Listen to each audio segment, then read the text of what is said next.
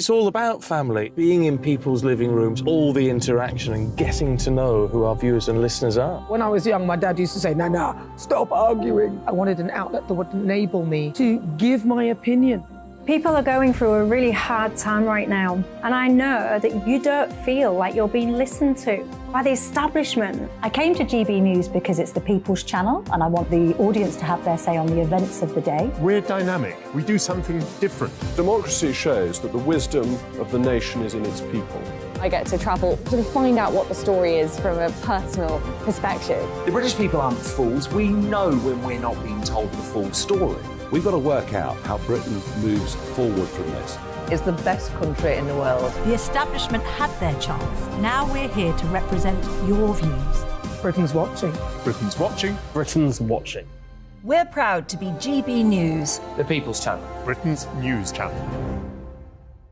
I'm Jacob Rees-Mogg, the Member of Parliament for North East Somerset and a former government minister. For years, I've walked the corridors of power in both Westminster and the City of London. We need to have the arguments, the discussions on how we make it better. Crop failures, famine, war, suffering on a scale completely unimaginable. We are putting the cart before the horse. As Charles I said at the scaffold, he was the true defender of liberty. Yeah, I've completely derailed the conversation. Join me Monday to Thursday at 8 p.m. on GB News, Britain's news channel. So Dewbs and Co, we tackle the issues of the day with real, robust debate. Both sides of the fence, battling it out with me in the middle with my forthright opinions and views. And often really interesting things happen because you start with a position and then by the end of the debate you find actually, well, I might not have thought about that one. What we need in this country is 2 new political parties. You should maybe think about doing a 2024 calendar. I'm Michelle Dewberry and I'm keeping you company right through until 7 o'clock this evening. GB News, the People's Channel, Britain's watching. I'm Mark White. As GB News Home and Security Editor, I cover those key issues that are so important to you. Our authorities, our communities doing all they can to combat violent crime. With the public services under unbearable strain, why are we still failing to control our borders? Defence, the first priority of any government, has been continually hollowed out. Can we trust our politicians to protect the armed forces? Join me, Mark White, on GB News. Monday to Thursday, 9 p.m. till 11 p.m. Join me, Dan Wootton. I'll bring you the sharpest takes and hottest debates. Do you not believe in prison? I don't believe in prisons. I'm completely stunned. I guarantee you there'll be no spin, no bias, no censorship. I actually was personally quite offended by it. And no reason to go to bed. So I guess they've always been quite woke. That's Dan Wootton tonight on TV, radio and online. Monday to Thursday from 9 p.m. till 11 p.m. on GB News. The People's Channel, Britain's news channel. You've probably seen politicians interviewed 1,000 times, but we do it differently. We find out who they really are, we don't shout, we chat, and hopefully we bring a bit of light, not just heat. Did you know, Kate Moss? Apparently. Do you have a pair of jeans or a pair of jeans? No, of course I don't. What would I do with them? My friends are like, oh my God, what's she doing now? Join me every Sunday at 6 for Gloria Meets, only on GB News, the People's Channel, Britain's news channel.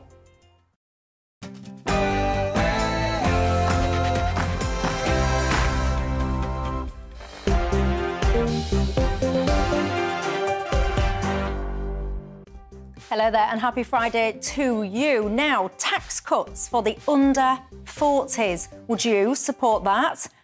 It's all about graduates and them having to pay off their student loans. Give me a break. If you choose to go to university, you know the deal. You can fund yourself. Am I being harsh or not? Speaking of harsh, Boris Johnson, have you seen his explosive letter? He's basically handed everything over. The fight is on, says some.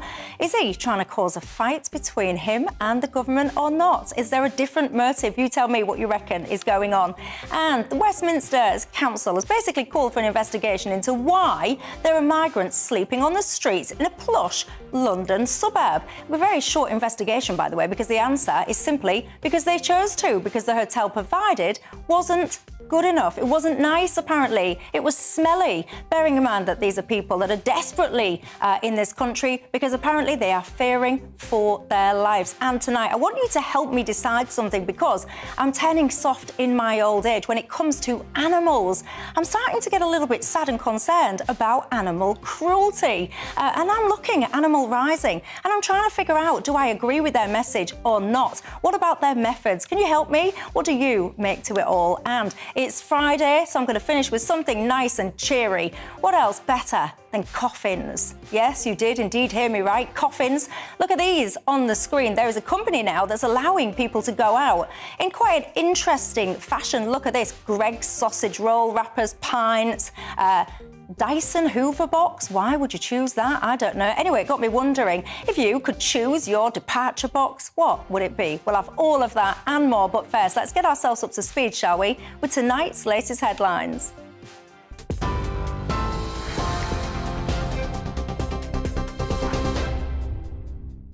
Michelle, thank you. We'll start with some breaking news. 20 people have now been arrested in relation to the violence and disorder that followed a crash in which 2 teenagers were killed in Cardiff.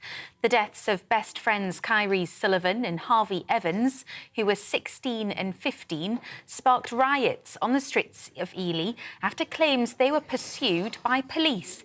CCTV emerged showing the boys, who were on an electric bike, being followed by a police van. 15 officers were injured in the riots, cars were set alight and windows were smashed. Boris Johnson says he's sent all unredacted WhatsApp messages directly to the COVID inquiry. The former Prime Minister told the inquiry chair he would like to do the same with messages on an old phone he stopped using due to security concerns. It's after the government argued it shouldn't have to hand over what it calls irrelevant material. Ministers are preparing for a legal battle with the inquiry. A preliminary hearing will be held on Tuesday. A 19-year-old has been sentenced to life in prison with a minimum term of 6 years for planning terror attacks on the police and military. Matthew King from Essex converted to Islam and became radicalised during the COVID lockdown. He pleaded guilty to plotting the attacks between 2021 and 2022. The judge praised his mother, who reported him to the Prevent Counter-Terrorism programme, saying it couldn't have been easy, but was absolutely the right thing. And as you've been hearing, the Home Secretary is being asked to urgently clarify why a group of asylum seekers were left on the streets of London for 2 nights. In a letter to Suella Braverman, the leader of Westminster City Council expressed deep concern that around 40 refugees were left in the borough on Wednesday night without appropriate accommodation. The group reportedly refused to enter a hotel where the Home Office had allegedly asked them to sleep 4 per room. There have been protests outside the hotel this afternoon. More disruption for holidaymakers as security guards at Heathrow Airport announce further strike action this summer. Unite the Union says its members will stage 33 days of industrial action in a dispute over pay. The walkouts will take place almost every weekend from mid-June to the end of August. And rail passengers are experiencing their second day of major disruption this week as 20,000 staff go on strike. Members of the RMT union across England are walking out in an ongoing dispute over pay, jobs and conditions. Members of the ASLEF union, who work across 16 train operating companies, will also go on strike tomorrow. Passengers are being warned to expect severely reduced services. Phillip Schofield says he's lost everything after revelations of his affair with a younger male colleague at This Morning, but he insists he didn't groom him. The 61-year-old resigned from ITV last week and was dropped by his agency after admitting to the affair. He says he will comply with an external review commissioned by the broadcaster. ITV executives have been told to expect questions about their approach to safeguarding when they appear before a parliamentary committee next week.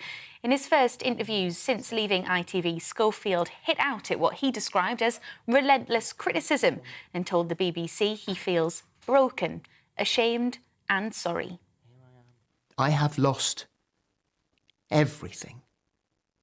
My girls saved my life. If my girls hadn't been there, I wouldn't be here because I don't see a future. And so how much do you want a man to take? And are you truly only happy when he's dead? And this is how Caroline Flack felt. And it didn't stop. And manager Jose Mourinho has been charged with insulting and abusing a match official. He was filmed shouting at a referee following AS Roma's loss to Sevilla on Wednesday night's Europa League final. The Premier League has condemned the abuse directed at British referee Anthony Taylor after footage emerged of angry fans heckling him at Budapest airport. A Premier League spokesperson described the abuse as both shocking and appalling. You're up to date on TV, online, DAB+ radio and on TuneIn. This is GB News. Now it's back to Michelle.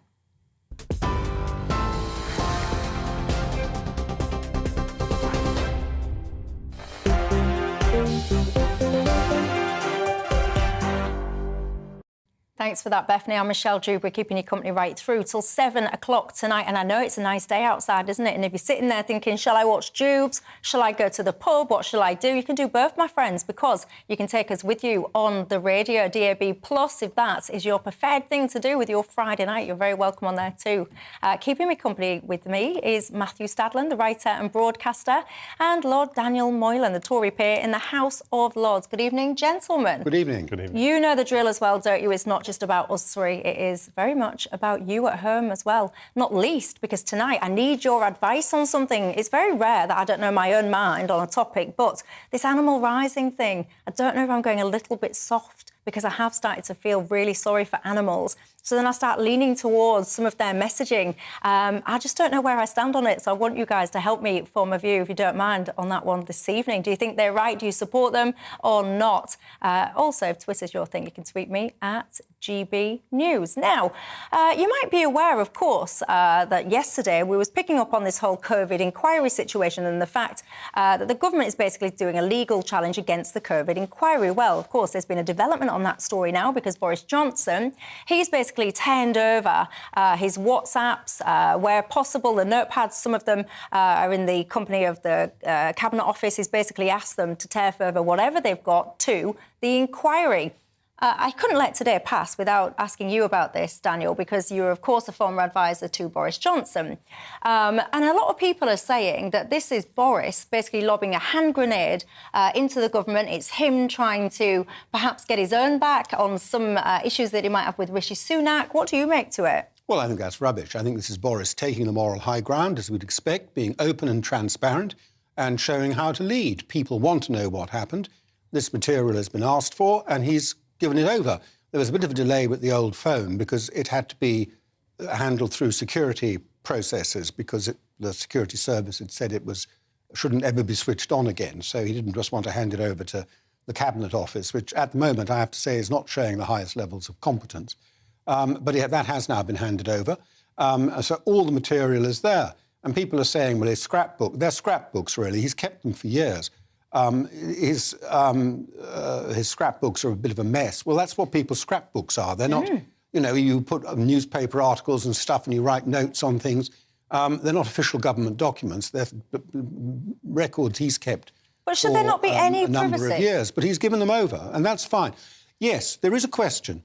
It's a good question. I don't think the government's going to win it in court because they've set up the Inquiries Act this way. But there is a good question. How does government make policy advice on sensitive issues in a way that isn't then going to be exposed to the public? And then would they get the good policy advice if everyone thought it was going to be exposed to the public? That's an interesting question. That's a different question from Boris. Boris is not being asked for government papers. He's been asked for his private scrapbooks and his own WhatsApp messages on his private phones. And like the honest person he is handing them all over in a completely transparent way. Yeah, just to jump in on this, Michelle, and good to be here, and good to be here with you, Lord Moylan, because we do battle politely on Twitter. We've already been arguing for 20 minutes off stage in the green room.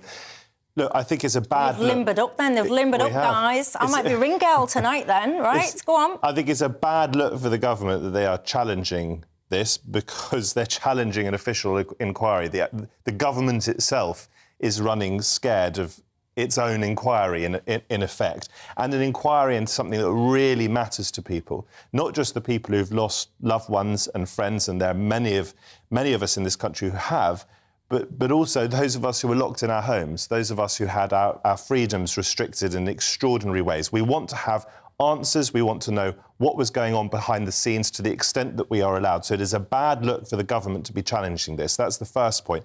The second point on Boris Johnson, I would just simply say, and let's not relitigate the disaster that was the Boris Johnson Prime Ministership, but while his former advisor, Lord Moylan, is in the room, I think it is utterly absurd, the idea that Boris Johnson is taking the moral high ground. This is a man who trashed the reputation of this country. This is a man who was dishonest. This is a man who presided over a culture at Number 10 while we were locked up that was partying, laughing in effect in our face. So the idea that Lord Moylan comes on national TV and says that Boris Johnson is capable of taking the moral high ground, I mean, it's ludicrous. Well, I'll tell you what, because I've got a lot to get into tonight, I'll leave it with you for the final vote on that. What do you make to it?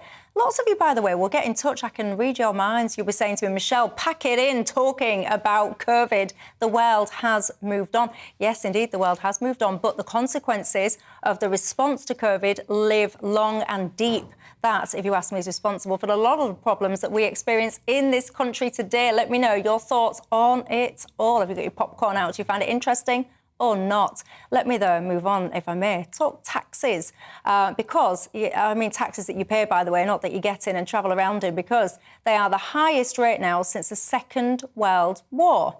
Now, there's always this debate raging on, isn't there, about tax cuts. Should there be tax cuts, yes or no? Of course, I would say yes. But who should get them? Should it be en masse, all of us, or should it just be a select group? I'm asking this because a Tory MP this week said that under 40-year-olds should receive tax cuts before anybody else, apparently because they are carrying the largest burden, including things like property prices and student loans. Matthew Stadlen, I'm having absolutely none of this. If somebody decides that they want to go to university to further their career and ambitions, good for you. I think you've been brainwashed, actually, because everyone wanders into university for absolutely anything these days, and I think it's a bit ridiculous. But notwithstanding that, if you choose to go, you know the terms, you know the fees, off you go and pay your debt. Why should I, as a non-university person, bankroll the future career of someone that chose to get into student debt? Well, I absolutely have to say I understand that argument. I think university is, broadly speaking, a good thing. It gives people a further education. It develops hinterland, which is really important as you go through life. It develops all sorts of skill sets. But that isn't to say that people who don't go to university don't do incredibly valuable work. And I think in this country, we tend to be quite snobbish about jobs that don't necessarily involve the brain in an academic sense. So, for example, our washing machine broke down today, and we have a plumber on whom we can rely who's brilliant, and he came round within a couple of hours because we get on well, and he sort of saved us from it. And I have just as much respect for what he does as I hope he does. I hope he has respect for us. Got a degree? I don't think he did have a degree. I'll check with him next time I see him. I don't think he did have a degree. That's quite a stereotype, that you're assuming that people that go into manual work don't have a lot of people who go into manual work don't have a degree, and I do have nothing but respect for people who do that sort of work, which is the point I'm trying to make. If we are going to give tax cuts to people under 40 because they are struggling, a lot of them are struggling anyway to get onto the housing market. Some people are struggling because they are hugely indebted as a consequence of student loans. But as you rightly say, they went into that knowingly. And therefore, if we are going to have tax cuts for people under 40 as a priority, and who doesn't want a tax cut? Do you think they should? Do you think we should have that? It would certainly have to be tax cuts for everyone under 40, not just people who went to university. But so you would support tax cuts for under 40s? I haven't said that I would support it. No, I'm asking you, would you? That's my question. I think it's really difficult to choose where you cut taxes, because I was at Lord's just around the corner earlier today, first of all with my 8-month-old, so he could see his first test match, then a bit later on my own, and I was sitting next to a couple of pensioners, and one of the pensioners was saying that her pension has been slashed as a consequence of the disastrous Liz Truss premiership. There are people hurting almost everywhere you look in this country. As I said last time I came on your show, Michelle, there are almost 11 million people in this country who are struggling to pay the bills. So when we choose where to cut taxes, where we choose where to incentivise, where we choose where to give extra help to people, we have to think it through very carefully because everyone wants that help. I've thought it through very carefully and I do not think that under 40s should get a tax cut. Tell me at home where you stand on it, but Lord Moylan, your thoughts? Nobody's pension has been slashed because of the Liz Truss premiership. If I can just change the subject a little bit, because I agree to some of the things Matthew says. I do think there is a degree of generational unfairness. There's certainly a sense of generational unfairness, which is a very important political driver at the moment. And in some ways, it'll sort itself out for some people over time, but for others it won't. People who never have the chance to inherit a family asset, a home or whatever, for them it will never sort itself out.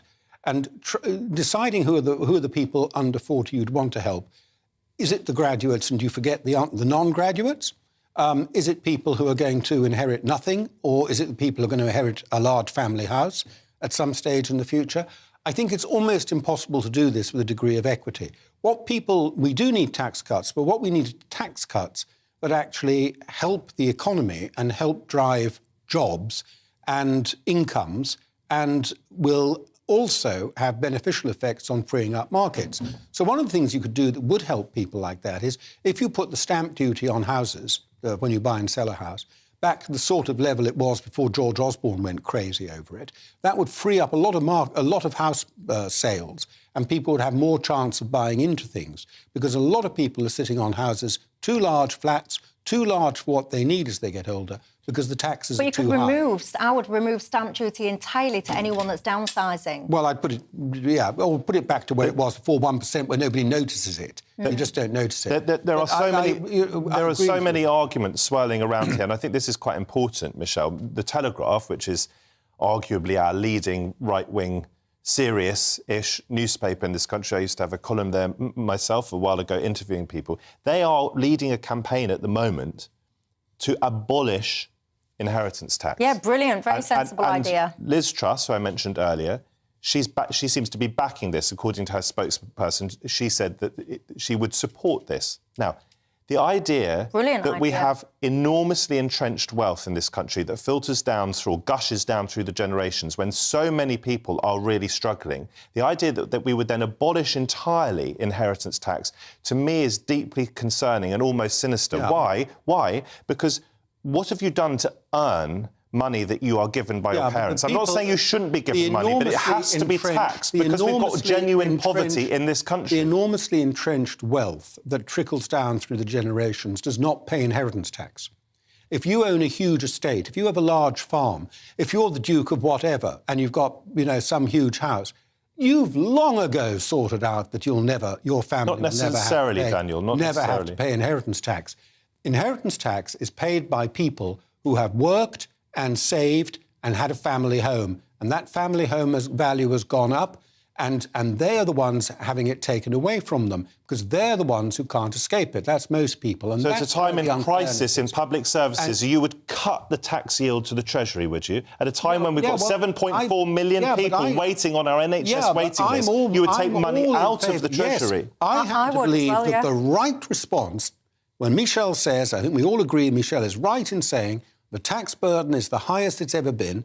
I think the right response is to say it should be lower. The tax burden may be higher than it's ever been, but public services are being stretched more than they have ever been. Better services by public services. You can't wish. By continuing to pour money into them, because we have tried that and tried Michelle, it and tried it, and the result is the tax burden we've got, which is unsustainable. Okay. This is a typical old-school right-wing narrative. The idea that because public services aren't working as well as they should be, that is somehow because we've poured too much money into it. Absolute nonsense. We aren't pouring enough money into it. That doesn't mean that you can't improve... Let me finish the argument. That doesn't mean that you can't improve management along the way.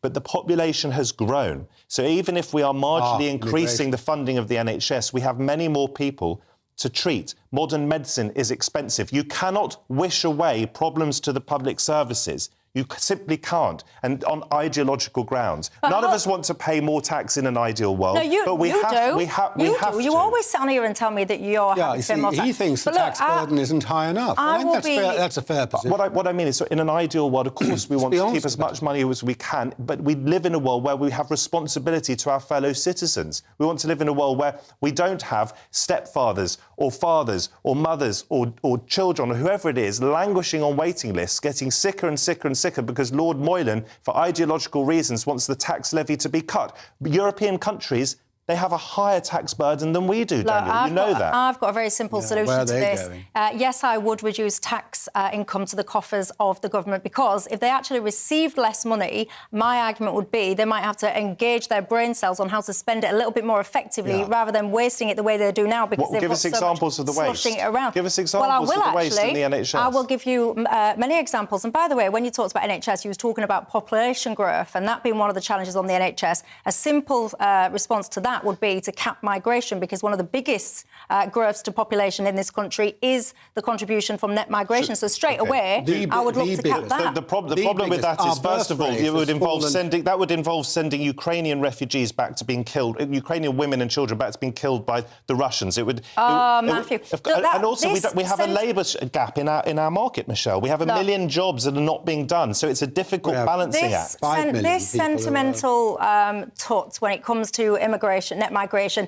No one wants to send Ukrainians back to get killed. So how do we reduce immigration? Well, that was a tiny fragment of the 606,000 net migration, as you know. And by the way, you led me nicely into asking for examples of where we waste money. Well, you've just nicely teed up my next topic, everyone, because where I want to come back to in a second to answer his point directly into where we waste money is the absolute fortunes we spend every single day housing illegal asylum seekers, migrants, refugees, economic people, whatever you want to call them, in very expensive hotels. There's a row brewing because right now there's a group of them that are camping out on the streets because they reckon the hotel is not good enough. Let's get into that after the break. First and foremost, I am a GB News fan, and I was before I was working here. Just love the fact that we're asking the questions that a lot of establishment media won't ask. With a bit of a twist, we not only want to inform you, but we want to keep you entertained. It's worth the drive because you get in and the team's all ready and waiting, they're itching to go, and it's a proper little family. GB News is the People's Channel. It's the audience that makes the programme sing. We're giving our viewers and our listeners a voice. I see the thousands of your letters, tweets, emails, you name it, coming in. Britain is broken. How on earth did we get into this mess? But more importantly, how do we get out of it? The establishment had their chance. Now we're here to represent you. It's time for something different. It's time for GB News. I'm very patriotic. I believe in Britain. Our best days lie ahead. Britain's watching. Britain's watching. Join us here on GB News. The People's Channel. Britain's news channel. I'm Simon Evans. Join me on GB News for Headliners at 11 p.m. What's the scoop? I'll be joined by two of the country's top comedians. That's right. As we take a look at tomorrow's newspapers tonight. We're going to get into trouble. If it's a big story, we'll be covering it. Spill some tea on him. There we go. But we'll also have some fun. I wouldn't stick up a bank. My father didn't love me. So anyway. Headliners every night from 11 on GB News, the People's Channel, Britain's news channel. Westminster is going around in ever-decreasing circles, followed by the media. Britain is broken. How on earth did we get into this mess? But more importantly, how do we get out of it? Join me at 7 p.m, Mondays to Thursdays on Farage. Here on GB News, we will have open, rational debate. We've got to work out how Britain moves forward from this. Join us here on GB News, the People's Channel. Britain is watching. I'm Andrew Doyle. Join me at 7 o'clock every Sunday night for Free Speech Nation, the show where I tackle the week's biggest stories in politics and current affairs with the help of my two comedian panellists and a variety of special guests. Free Speech Nation, Sunday nights from 7 on GB News, the People's Channel, Britain's news channel. Monday to Thursday nights on GB News. At 6, it's Dewbs & Co. 7 o'clock, Farage. At 8, join Jacob Rees-Mogg. And at 9, Dan Wootton Tonight, followed by Headliners. On TV, radio and online. This is GB News. Every Sunday from 11, join Michael Portillo. There'll be topical discussion, looking at the week before and the week to come. So kick back and relax at 11 a.m. on Sundays on GB News with me, Michael Portillo. GB News, the People's Channel, Britain's news channel.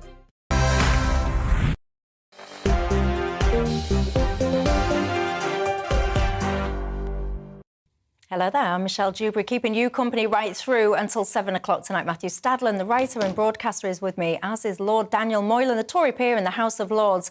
Someone called Carla has just been in touch with Lord Moylan, having a word. Apparently, the scruffy so-and-so, you had your tie off-centre. Well, to be fair, Carla blamed wardrobe. Oh, right, wardrobe. Yeah. This is not the BBC, Carla. Wardrobe. Chance would be a fine thing. Didn't someone else get in touch with you, Daniel, to say that when I'm speaking, they mute the it's a great lineup as long as you were on mute. Well, if you do mute, whoever you are, mute when Matthew is speaking, you're missing out, because one of the things that I really enjoy on this programme is robust opinion. It is, everyone has different views. There's no right, there's no wrong, unless you're me, obviously, then I'm always right. But we all have different views, and that's what this programme is about, airing them, debating them, and moving on to be friends at the end of it, hopefully. Anyway, you were asking me, Matthew was asking me at the end of that last topic, I was whinging about waste. You were saying, well, give me some examples. I would say a huge example of awful, horrendous spending, negligent spending, actually. I think it is negligent from our government to be doing this, nearly £6 million a day in total, if not more, depending on how you cut it, is spent per day on hotels. There's an example that's in the press a lot today around is brewing, because in London, central London, I have to say, you've got a group of these people, illegal migrants, refugees, whatever you want to call them, we can argue about the terminology. They are busy camping outside the hotel. This is the scene that you're seeing on your screens now. Basically, they were moved from a hotel in Essex, and now where they've been presented in this new hotel, it's 4 to a room, so 2 sets of bunk beds, basically. They're not happy. They don't like the facilities. They're saying it's smelly. As I understand it, apparently the food's all right, so that's not bad. Wi-Fi is a bit slow. And out on the street, they are staying. Daniel, what do you make to this? Well, it's a really interesting flashpoint, isn't it, now? Because if they hold out, the Home Office has to face up to about 3 choices, really. One is to find better accommodation for them at no doubt higher cost. I just don't think the public is going to wear that. I just don't think they are. At a time when we have homeless people living in bed and breakfast, and to say you're entitled to a private hotel room of your own with an ensuite bathroom, and so I just don't think the public are going to wear that. The second is they could try and cajole them to go back into the place and try and persuade them. I don't think they're going to, maybe they'll be successful in doing that. And the third is just to turn their back on them and say you can live on the streets in that case, which is not necessarily ideal either. I can't see any other way out of this now for the Home Office. What do you make to it, Matthew? This is an emotional topic for me, because on one side of my family, we come from refugee grandparents. My grandparents were refugees from Hitler, from Vienna, and my great-great-uncle on my dad's side was killed by the Gestapo. He was the first person to die under the Gestapo in Austria. One of the people who is doing this protesting, I read up in the article, comes from Iran, and he would have been hanged had he stayed in Iran. So I think something like 60%, it may be as high as 80% of people who have been coming over the channel on boats eventually get refugee status. Their asylum claims are accepted. So the majority of these people, whether it's a sort of smaller majority or an overwhelming majority, are genuine refugees fleeing the sort of horrors that my grandparents fled. You don't have to compare the Holocaust to anything else to realise that dying at the hands of the Gestapo isn't much difference to dying at the hands of the Ayatollahs in Iran or the horror in Syria under the evil of Bashar al-Assad's regime. So I have a lot of sympathy and empathy for the people involved in these struggles. You said earlier before the break, Michelle, that it was a tiny fraction of the immigration figures, the number of Ukrainians that we took in. I was absolutely full square behind taking in Ukrainians as a country, and so many people around the country were incredibly generous in doing so. It wasn't actually that small a figure. It was something like the third highest proportion of the immigration figures were refugees coming from Ukraine. What is a relatively tiny fraction of the immigration figures are the numbers of people coming here seeking asylum. It was something like 8%. This is whipped up on an ongoing basis by TV shows, by newspapers and so forth, because it gets clicks, because it generates viewers, because it generates outrage, and from the government's point of view, because it distracts from the fact, as I keep saying, that nearly 11 million of us are struggling to pay our bills. On the specifics of this protest, I think we can all agree that human beings should live in humane conditions. And Daniel's absolutely right to talk about British homelessness. We have a massive problem of homelessness in this country, and that doesn't just involve people sleeping on the streets. It's people who don't have a permanent home. It is a national scandal that we haven't dealt with that. We don't want to compound that scandal by making people who are truly vulnerable, coming from overseas, fleeing despots, sleep in rooms 4 to 2 metre rooms. So I've almost got steam coming out my ears. Right. So first things first. If you are genuinely at risk of being persecuted in Iran or wherever, you know, and I don't doubt that those horrific scenes are occurring, I've never been convinced about why, A, you would leave all your family. If you're what you're describing to me is this horrendous scenario. I don't know your family circumstances, but I can tell you, if there was something horrific going on in this country, I would not be leaving my loved ones behind and scarpering. That's the first point. So I'm never convinced when they, you know, just learn men doing this. The second point, again, if I genuinely thought I was about to be hanged in the country of origin that I was in, my primary concern, my only concern anyway, would be get to safety. As soon as I'm safe, I'd be breathing, I'd be relaxed, I'd be like, right, thank goodness for me, I'm safe. What I wouldn't imagine myself doing under any scenario is sitting there thinking, right, I'm going to be hanged, so where do I want to go in the world? Start picking and choosing, looking on Google Maps, looking at nice hotels and getting myself chuffed when my friends are telling me, look at all these facilities that you might have, rocking up to said hotel and then refusing the facility because it doesn't meet my expectations. You turn around and say, you know, these horrific, inhumane conditions, give me a break. This is a central London hotel, and what the proposal is 2 bunk beds in a room. Now, I don't know if you've ever been backpacking and you have these backpacker dorms all over the country, and they'll exist in, all over the world, they'll exist in this country as well, where people hand over money to be in rooms where there's way more than 4 people in 2 bunk beds. The dorms are absolutely ginormous. I've never heard anyone say backpacker resorts and dorms are inhumane, they're like animals. I find it ridiculous. In 1999, I think it was, I travelled for 2 months in Latin America, in South America, and I spent 800 quid in 8 countries, right, over a 9-week period. So I know what it's like to rough it. I was paying about the equivalent of £1 a night so that I could have a drink on a Friday night and go salsa dancing. Yeah. So I know what it's like to rough it. Right, but was it inhumane? When you went to these dorms for your £1 a night, did you sit there going to the hostel owners, this is inhumane, you've got 4 bunk beds in this room, this is inhumane, I wouldn't be treated like as if I was an animal? So by the way, we should treat, and we'll come on to animals later, we should treat animals well. I was a 19-year-old learning my way in the world, and I took value from that experience. It's entirely different from someone who is, as I've described, been threatened with being hanged in their home country and then having to live with 3 other men or 3 other human beings inside a tiny room. Left France. That's not human. They were safe so let's in deal France. with that they were second not about point. To get hung in France. Okay, none of us, and you included, would want to be put up 4 to a room where there's a 2-metre square room. None of us. You wouldn't, I wouldn't, if we're going to try and imagine ourselves into these circumstances. Secondly, it's really, I think, difficult for any of us, including me as a grandson of refugees, to imagine what it's like to be kicked out of your house, to be kicked out of your country. So to blame these people for leaving, we don't know their individual circumstances. Their wife may have been safe in Iran. We simply don't know. It's really difficult to judge. That's about empathy. And then finally, I just think this idea that they should stick in France, it is under international law, it is not a legal requirement to seek refuge in the first safe country that you reach. But if you're fearing your life, then you get to where you're safe. Yes. And I would support you being safe. What do you do then? When you sit there and then start going, oh, actually, no, that's better. Actually, no, I prefer that one. Then that's where you lose me. Do you not think that we're a bit further away from Iran than France, we're a bit further away from Syria than France and Italy? Do you think that only Italy, only France, only Germany, or perhaps only Greece, because they're really very close to Syria, that those countries should take all of the refugees. No, we have to spread it out.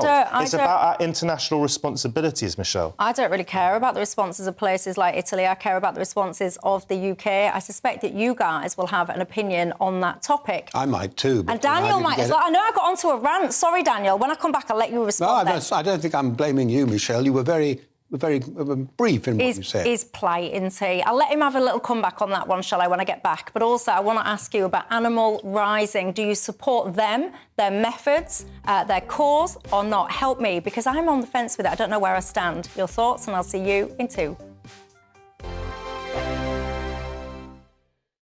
It's all about family, being in people's living rooms, all the interaction and getting to know who our viewers and listeners are. When I was young, my dad used to say, no, stop arguing. I wanted an outlet that would enable me to give my opinion.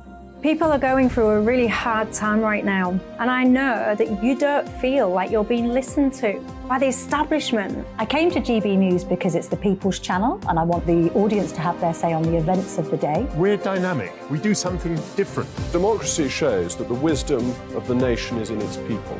I get to travel to find out what the story is from a personal perspective. The British people aren't fools. We know when we're not being told the full story. We've got to work out how Britain moves forward from this. It's the best country in the world. The establishment had their chance. Now we're here to represent your views. Britain's watching. Britain's watching. Britain's watching. We're proud to be GB News. The People's Channel. Britain's news channel.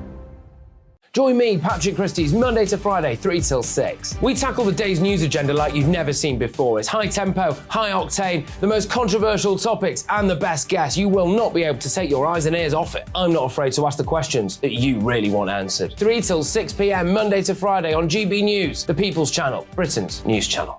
Join us every night on GB News at 11 p.m. for Headliners, which is 3 top comedians going through the next day's news stories, which is exactly what you need, because when the establishment has gone crazy, you need some craziness to make sense of it. So join us 11 p.m. every night on GB News, the People's Channel, Britain's news channel. Join me, Camilla Tominey, on Sunday mornings from 9:30, taking the politicians to task and breaking out of SW1 to see how their decisions are affecting you across the UK. Bursting the Westminster bubble every Sunday morning, only on GB News, the People's Channel. Britain's watching. I'm Jacob Rees-Mogg, the Member of Parliament for North East Somerset and a former government minister. For years, I've walked the corridors of power in both Westminster and the City of London. We need to have the arguments, the discussions on how we make it better. Crop failures, famine, war, suffering on a scale completely unimaginable. We are putting the cart before the horse. As Charles I said at the scaffold, he was the true defender of liberty. Yeah, I've completely derailed the conversation. Join me Monday to Thursday at 8 p.m. on GB News, Britain's news channel. So Dewbs and Co, we tackle the issues of the day with real, robust debate, both sides of the fence, battling it out with me in the middle with my forthright opinions and views. And often really interesting things happen because you start with a position and then by the end of the debate you find actually, well, I might not have thought about that one. What we need in this country is 2 new political parties. You should maybe think about doing a 2024 calendar. I'm Michelle Dewberry and I'm keeping you company right through until 7 o'clock this evening. GB News, the People's Channel, Britain's watching. On Mark Dolan tonight in My Take at 10, I'll be dealing with Phillip Schofield, who is today playing the victim in a tell-all interview with the Sun newspaper. You won't want to miss my reaction. Plus, I'll be joined live by TV star Kim Woodburn on the Schofield scandal. I'll be asking Kim, what now for Holly Willoughby? Has the halo slipped for TV's Little Miss Perfect? In my big opinion, woke nationwide have insulted women with a Pride video featuring a man in drag. When will these companies learn? Plus, Maverick Tory MP Michael Fabricant on Boris's latest manoeuvre, anti-woke campaigner Ollie London, and Radio 1 legend Mike Reid. Plus, the moving story of John Chappell, whose incurable bowel cancer was ignored during the pandemic. This courageous victim of lockdowns tells me his story. We're live from 8 on GB News.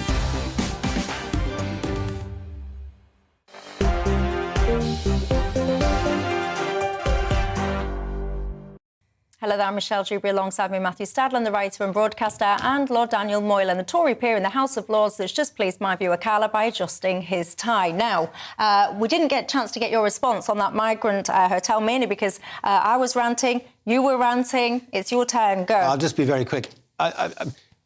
What you're describing is right. When the Refugee Convention was set up, it was aimed at, principally, at people who were displaced from a country which was war or other sort of tragedy.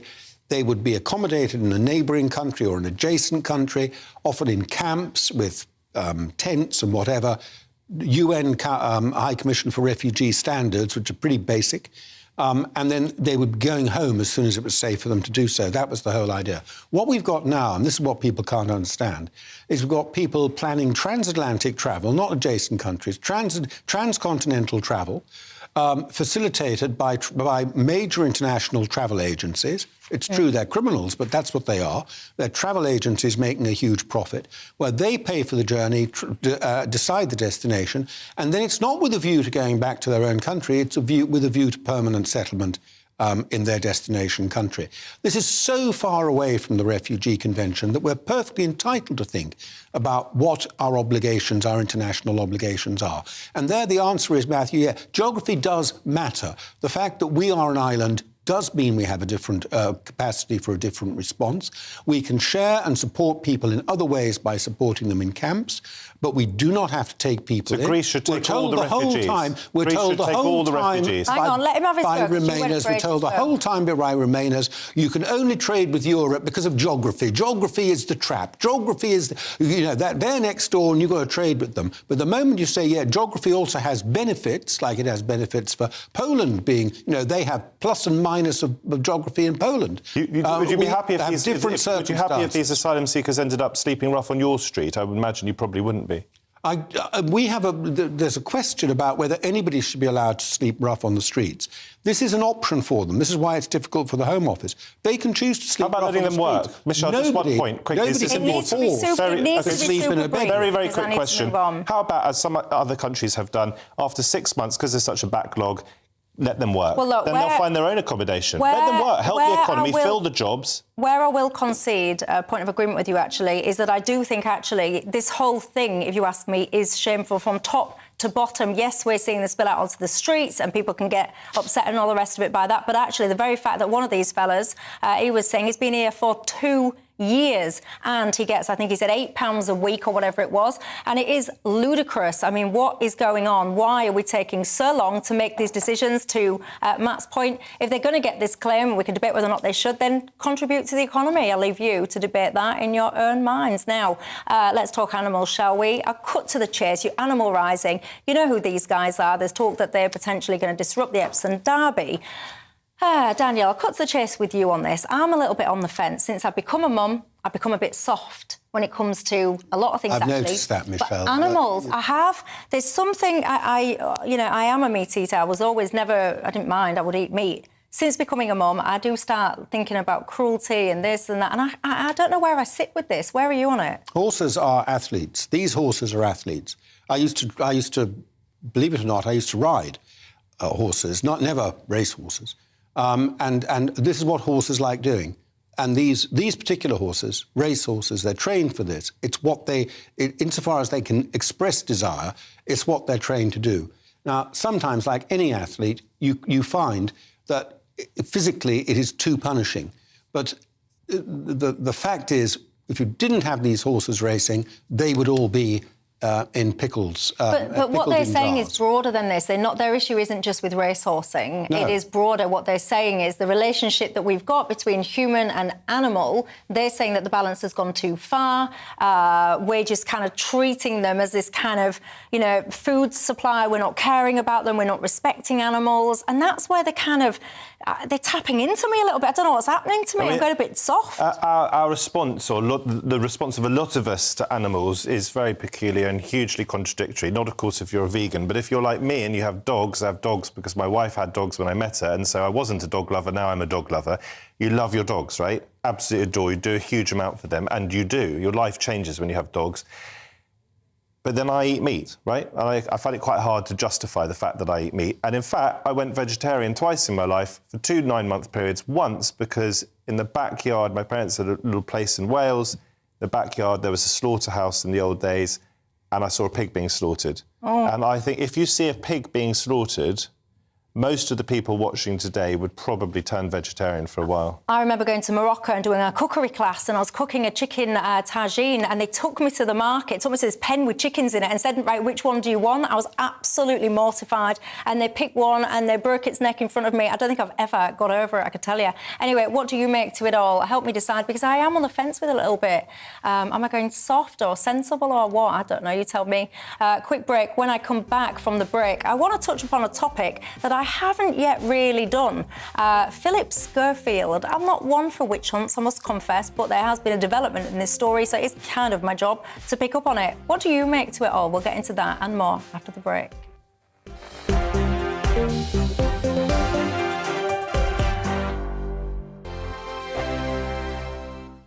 I joined GB News because I was sick and tired of not hearing my views being represented, not just mine, but so many people that I knew and spoke to. I just couldn't get my voice out there. I couldn't say anything. I couldn't do anything. Whatever the narrative was, I kind of had to follow it. GB News is there to provide a voice for those who have been ignored by the establishment media. We think different things, we've got a different style. GB News is here to be optimistic and positive about the future. It's real kind of dynamic and flowing, with the audience very much at the heart of it, like a big family. Here at GB News, we talk about the things that matter to you. Hearing the voices from right across our towns and cities, especially our towns. All sides of the argument represented with a heavy dose of opinion. We're on a mission here to make a difference. And the GB News family really is here for you, and whatever time of day you can watch or listen. Britain's watching. Britain's watching. We're proud to be GB News. The People's Channel. Britain's news channel. I'm Mark White. As GB News Home and Security Editor, I cover those key issues that are so important to you. Our authorities, our communities doing all they can to combat violent crime. With the public services under unbearable strain, why are we still failing to control our borders? Defence, the first priority of any government, has been continually hollowed out. Can we trust our politicians to protect the armed forces? Join me, Mark White, on GB News. Monday to Thursday, 9 p.m. till 11 p.m. Join me, Dan Wootton. I'll bring you the sharpest takes and hottest debates. Do you not believe in prison? I don't believe in prisons. I'm completely stunned. I guarantee you there'll be no spin, no bias, no censorship. I actually was personally quite offended by it.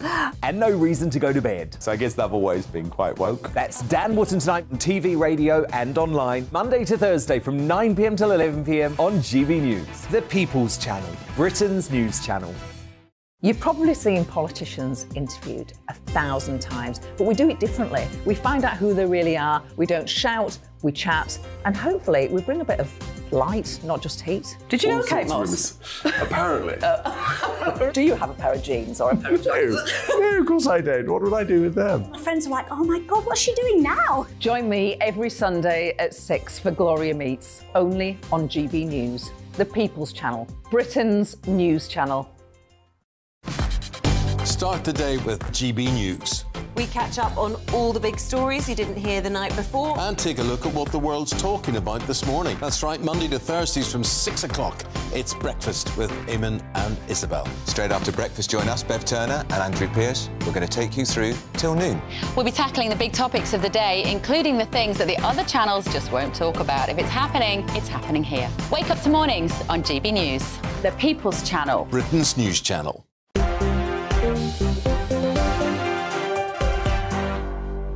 Hello there, welcome back to Dewbs and Co with me, Michelle Dewberry. Dewberry Tavern is open, so cheers, gents, because whilst we do robustly debate, we also do it respectfully, I would hope.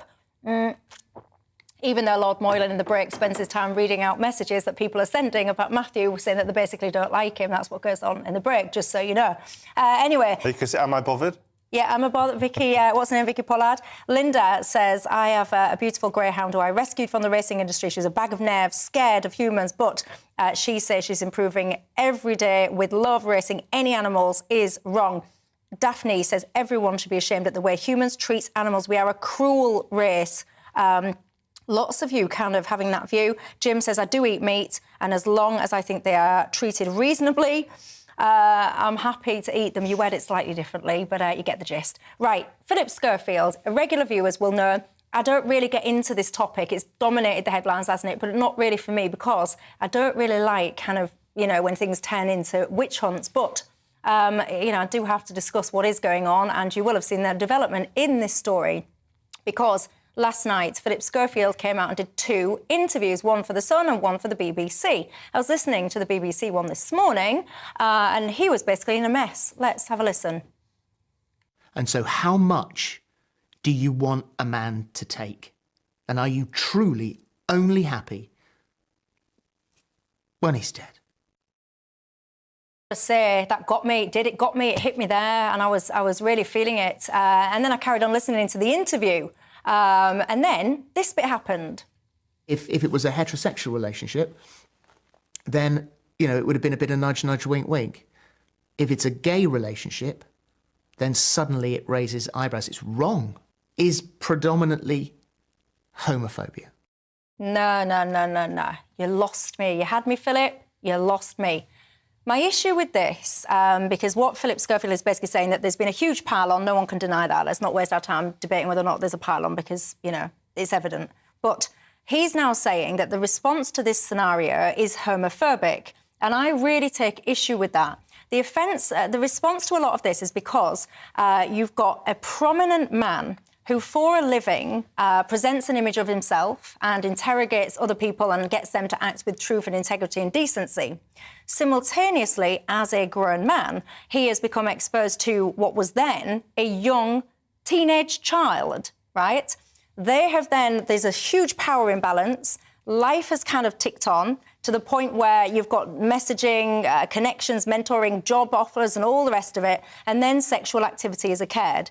Yes, they're both adults. Yes, it was consensual. So what? That, for me, is not the issue. It's what I would perceive to be grooming activity that I take issue with. And it's not man on man. It's powerful man on much younger man that I have a problem with.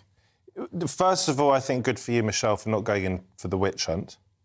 Secondly, I think if we either care about this man's welfare, and he was clearly deeply distressed in this interview, his mental health is obviously very, very, very, very low. But we either care about him or we don't. And if we care about him, it doesn't really matter whether you think he's right or wrong, that the aggression towards him is tinged with homophobia. Daniel? I don't think we have enough evidence to be able to take a view on Phillip Schofield, to be perfectly frank. It has to be possible for somebody to know a teenager and help them without that constituting grooming. That has to be possible. That's his story. That's what he said happened. And a sexual relationship developed later.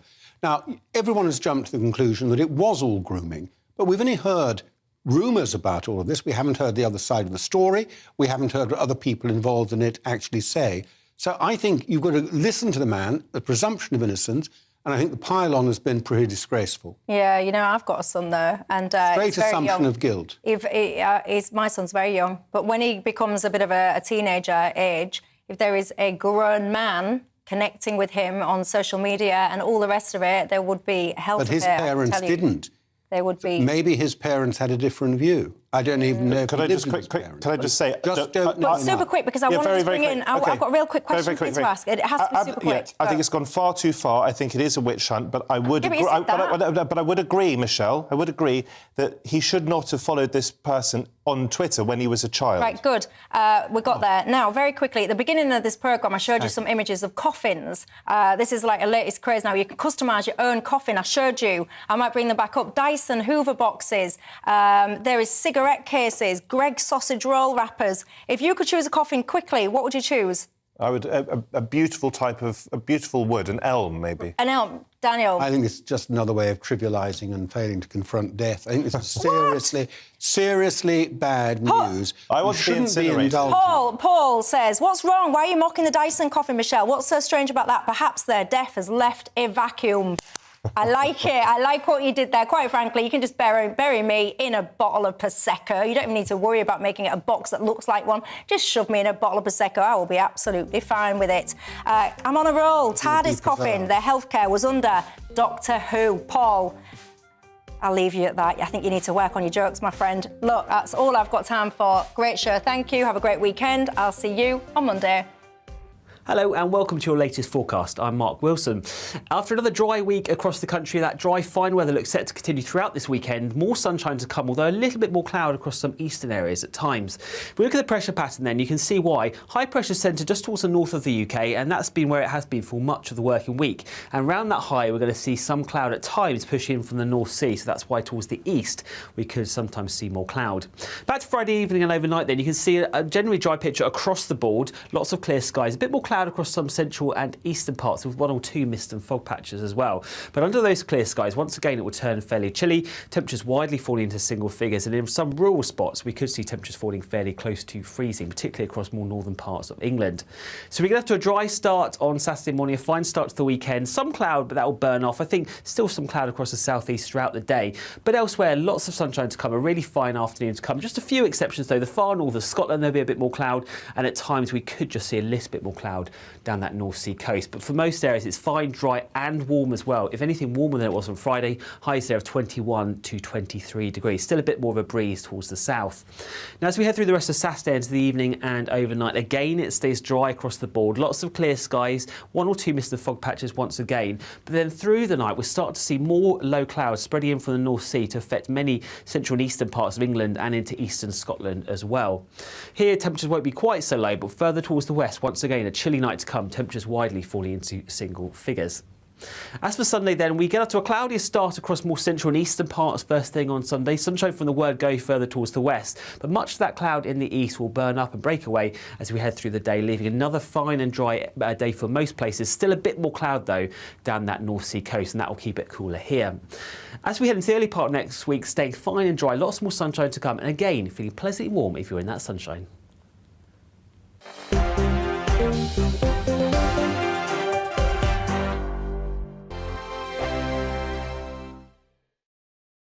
First and foremost, I'm a GB News fan, and I was before I was working here. Just love the fact that we're asking the questions that a lot of establishment media won't ask. With a bit of a twist, we not only want to inform you, but we want to keep you entertained. It's worth the drive because you get in and the team's all ready and waiting, they're itching to go, and it's a proper little family. GB News is the People's Channel. It's the audience that makes the programme sing. We're giving our viewers and our listeners a voice. I see the thousands of your letters, tweets, emails, you name it, coming in. Britain is broken. How on earth did we get into this mess? But more importantly, how do we get out of it? The establishment had their chance. Now we're here to represent you. It's time for something different. It's time for GB News. I'm very patriotic. I believe in Britain.